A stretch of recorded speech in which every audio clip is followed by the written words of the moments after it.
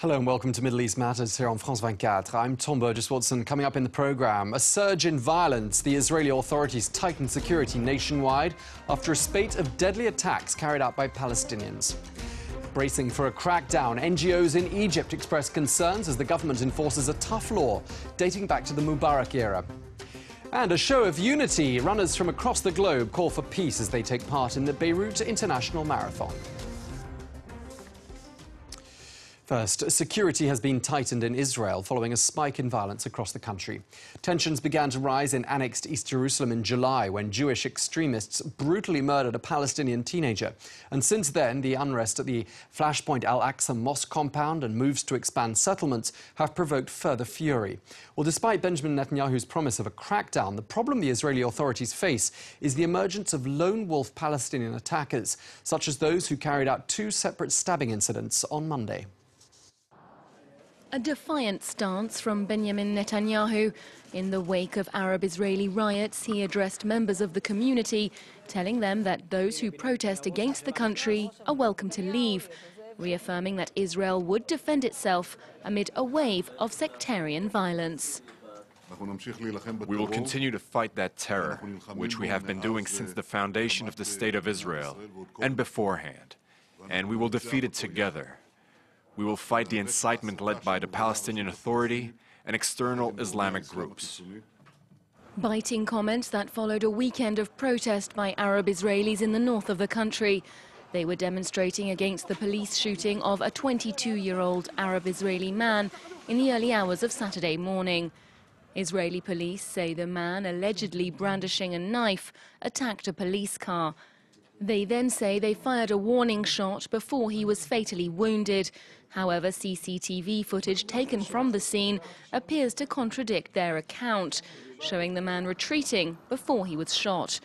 After that, on Monday, a Palestinian from Hebron drove his car into a young woman near the West Bank settlement of Alon Shvut. He then returned with a knife and attacked bystanders. Earlier that day, an Israeli soldier was targeted by an 18-year-old Palestinian in a separate knife attack in Tel Aviv. He later died of his injuries.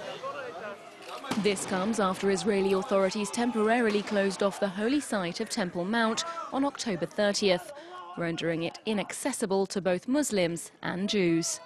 If they touch Jerusalem, that's a direct link to religion, things that people are passionate about, irrational. All of these ingredients, a lack of political perspective, the war in Gaza, the end of negotiations, settlement and the frustration of the Palestinian people about the economic situation. Things are really tough.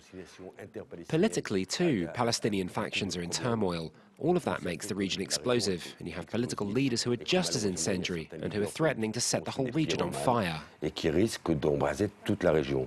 An absence of leadership on the Palestinian side and political wrangling on the Israeli side in the run-up to next year's election has prompted speculation that Netanyahu could move to appease far-right voters in Israel. If there's no return to a conciliatory approach, a return to reason and negotiations, and a strategy that fosters hope for the Palestinians and security for the Israelis, it will become explosive. It could end very badly. We're at the brink of the brink of the brink of the third intifada. Israeli authorities have moved to bolster security across the country, while on Tuesday jailed Palestinian politician Marwan Barghouti called for resistance from his fellow Palestinians, urging them to end cooperation with Israel. Now, exactly a decade has passed since the death of the Palestinian leader Yasser Arafat, who signed the Oslo peace accords with Israel and who died under mysterious circumstances at a Paris hospital. But the commemorations to mark his passing come at a time of fresh tensions between the rival Palestinian political factions Hamas and Fatah. France 24's Julia Seeger explains. Holding posters of Yasser Arafat, hundreds of Palestinians have come to pay their respects to their late leader and founder of the Fatah party. A decade after his death, he's still a national hero. Memorials are expected to go ahead in the West Bank this Tuesday. In Gaza, however, celebrations have been cancelled by Fatah after the Interior Ministry, which is still dominated by Hamas, said it would not provide security for the rally. Both political factions reject the blame for cancelling the event. We warn against possible repercussions on the Palestinian internal situation because of this decision, and we hold Hamas responsible for any negative impact. The decision by Fatah to cancel the anniversary of the late leader Yasser Arafat is Fatah's internal affair. Hamas is not involved in it. We call on Fatah to stop blaming others. The ceremony would have been the first time a commemoration of Arafat's death was allowed in the Strip since Hamas took control in 2007. The cancellation of the event is yet another sign of tension between the two political factions. Now, ever since the fall of Hosni Mubarak more than 3 years ago, NGOs have played an important role in Egyptian society.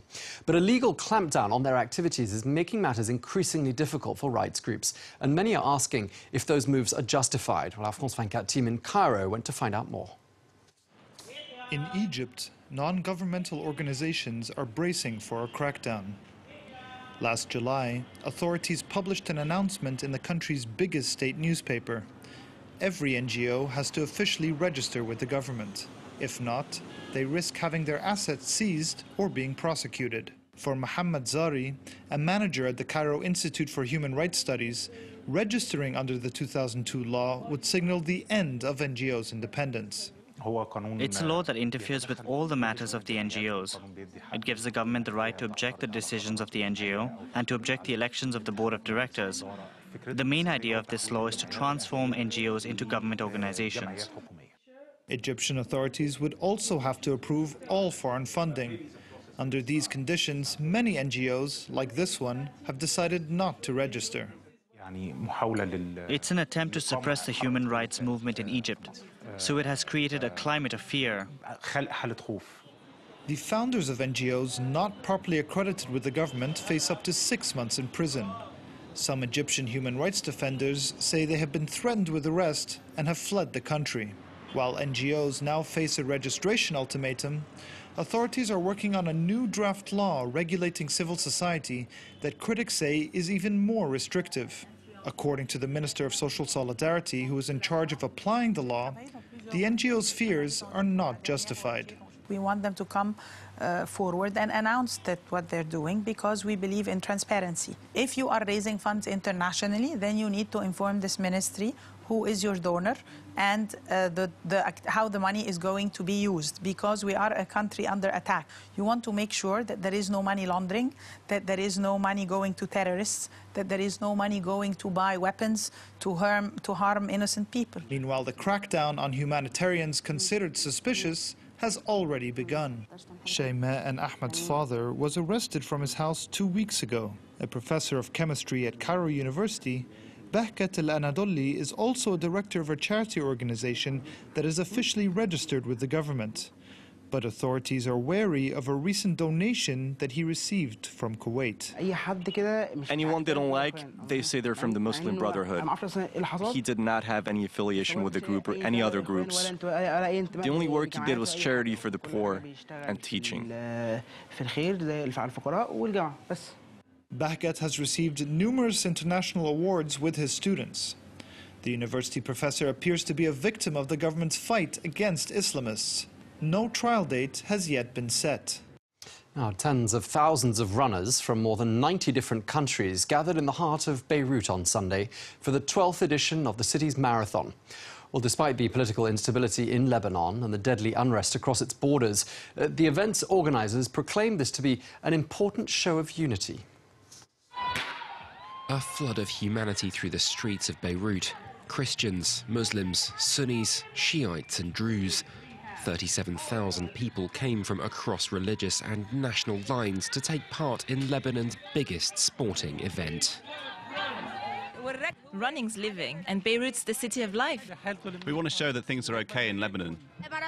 The marathon is synonymous with peace, and that's what we're running for. Even the nation's former president attended with a message of unity. The runners are showing their will through sport, and we should do the same in politics through democracy. For all too brief a moment, it was a chance to forget political crises, clashes in northern Tripoli, and hundreds of thousands of Syrian refugees. 42 kilometers for people to become part of something other than political and religious beliefs, and all down to Mael Khalil, a driving force behind setting up the Lebanese marathon. The more our country welcomes international events, the more we can show we're living in peace and stability. El Khalil was once a passionate runner. In 2001, though, a lorry ran her down, crushing her legs. Despite spending 2 years in hospital and facing 36 operations, she wouldn't run again. The accident happened 13 years ago. Of course, I'm not the only person to have gone through this, but I want to show you can turn a handicap into energy. Energy dedicated to a marathon. It took time for the idea to gain traction. It's not that popular in Lebanon, and El Khalil had her work cut out convincing sponsors. In 2003, there were 6,000 runners. Lebanon was coming out of a war. It was falling apart. We came to put people who might have been fighting against each other, running together in a marathon.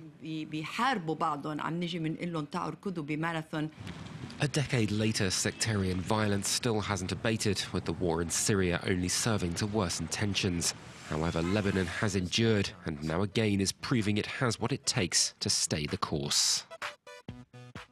Well, that's it for this week's edition of Middle East Matters. I'll be back again next week, but remember, you can always check out our website, france24.com. You'll find all the news in English, French and Arabic, plus programs such as the one you've just seen. See you next week.